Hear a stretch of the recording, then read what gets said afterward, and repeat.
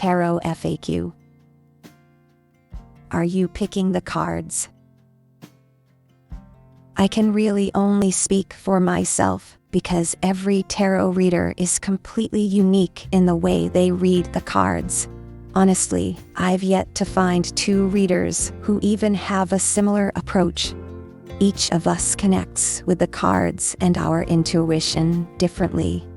When I do a reading, especially for the ones I post online, I don't consciously pick the cards. I trust that when I shuffle the deck, the right cards will appear in the perfect order for the message. And they always do. When I read for myself, it's a little different. I shuffle until the cards naturally fall out on their own. Either way, I don't force or influence the process. My job is to deliver the messages my collective needs to hear, not to decide what those messages should be. Trying to control or alter the message would block my intuition. I'm often surprised by the cards that come through during a reading. It's only when I begin interpreting them that I realize just how accurate they are. It's similar to how we sometimes express anger, but when we dig deeper, we discover that the true underlying emotion is actually fear. The cards may reflect something that our human minds and egos are avoiding seeing, and as you explore their meaning further, they reveal the deeper layers and truth of the situation. This is why I love tarot, and why it's such a valuable tool for self-reflection, to help you see what is really going on. Whether I'm using cards or other tools, like trinkets, the way I shuffle can vary depending on the deck or item. For example, I have some cards I printed on paper instead of cardstock, which makes them tricky to shuffle traditionally. So, I put them in a big bowl and pull them out bingo style. No matter what method I use, my intention stays the same. I trust that the right message will come through.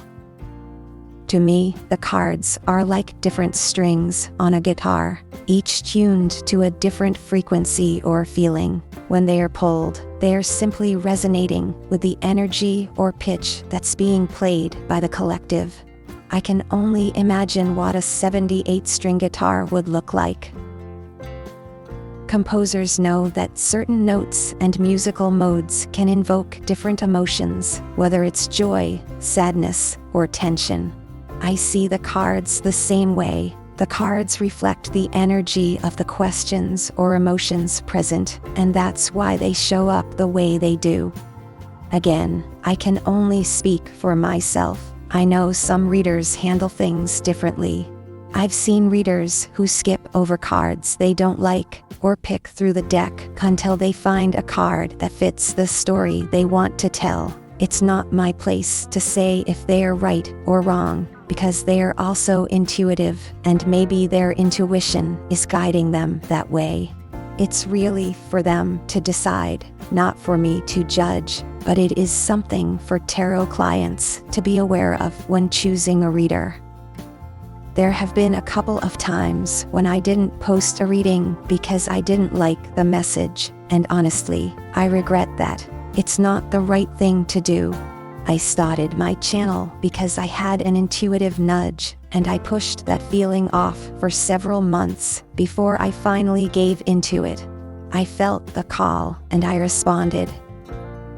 But I believe I am just the messenger, an interpreter of energy. I'm not the one deciding what people need to hear. And sometimes, the bad messages are just as important, if not more so, than the good ones. They help you prepare for what's ahead, and being prepared makes things easier to handle. So even though I've hesitated in the past, I know it's my responsibility to share those tough messages too, even when it's hard.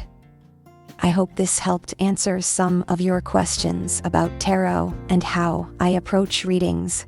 Remember, tarot is all about guidance, insight, and connecting with the energies around you.